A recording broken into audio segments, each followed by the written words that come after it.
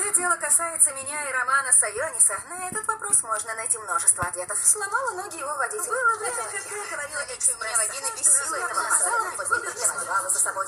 Постоянно перебивала. Называла сейчас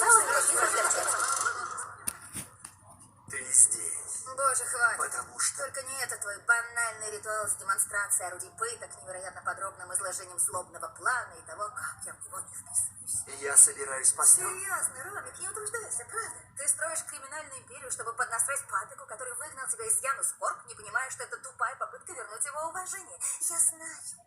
Ты не настолько сложный, как ты думаешь. А ты не настолько умная, как ты думаешь, потому что я разрежу тебя на... Ежечки, сейчас ты скажешь, что убьешь меня в назидание другим. Какой же ты зануда. Нет, я тебя убью. Черт. Потому что теперь, когда Джокера нет рядом, я могу. Несмотря на всю твою болтовню, ты просто глупая девчонка, которую некому защитить.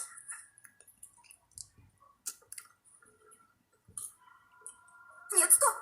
Что? Не убивай меня! Сейчас! Нет, нет, серьезно! Ромик, Роман! Должен же быть способ, как мы могли бы это уладить! Нет! Стой, стой! Ты что-то потерял! Говорят, ты что-то потерял. Бриллиант?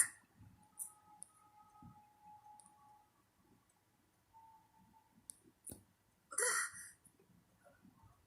Я помогу найти его. Серьезно? Посмотри у меня в кармане. В другом.